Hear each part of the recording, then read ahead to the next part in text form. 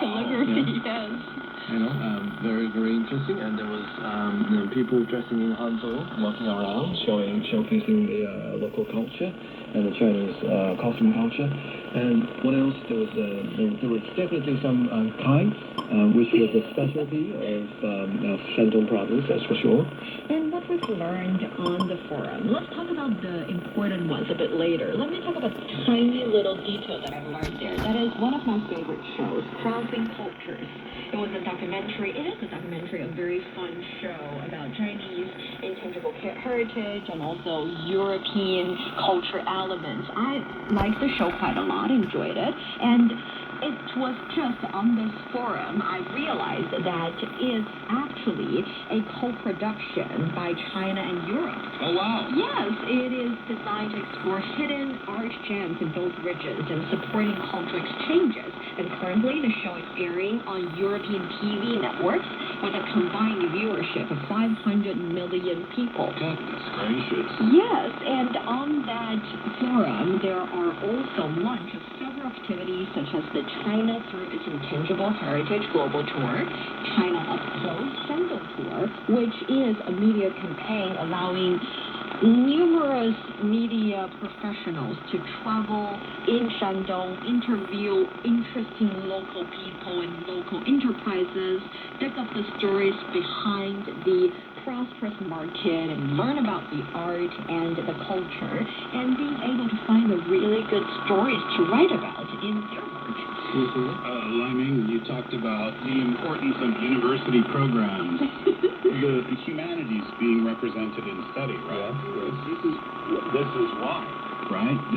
A gathering of this nature, an international media gathering where important people from different media groups around the world have an opportunity to meet and share cultural experiences and the possibility of working together on programs where you can learn about each other's place in the world and the people from there, the foods, the music, and all of those related things, and the art. I mean, this is kind of what the world media should be about all the time. And it's about changing the monopoly or media reports about not just from China, but about countries around the world, in fact. And for many decades, if I may, the narratives in media, international media, has been somewhat dominated by Western media. I mean, they're very successful and they come up with very good content, very impressive documentaries and stuff.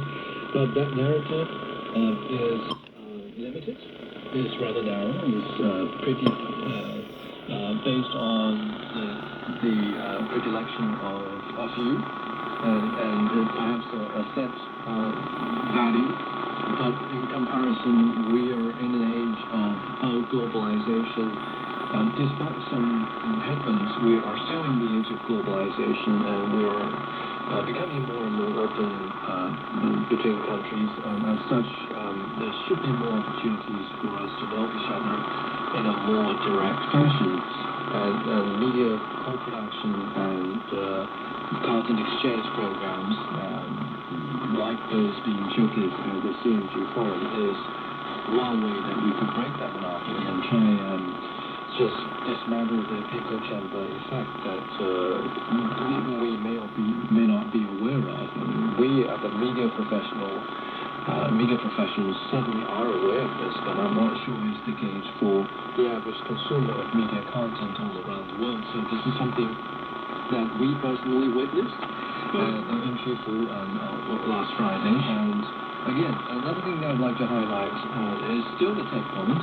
I mentioned the robotic arm, and in fact, over the past few years, You were very impressed. The other thing I was impressed was the CMG GPT. This was GPT. I think it's the same as ChatGPT. General. It's a model, but it's not just a language model. Yeah. It's a model that you can use to generate content. Whereas in the past CMG forum, we've seen the showcase of that CMG GPT The first generation. at a very raw state. I mean, the videos they generated, the software was able to generate was not ideal, I would say, comparatively speaking.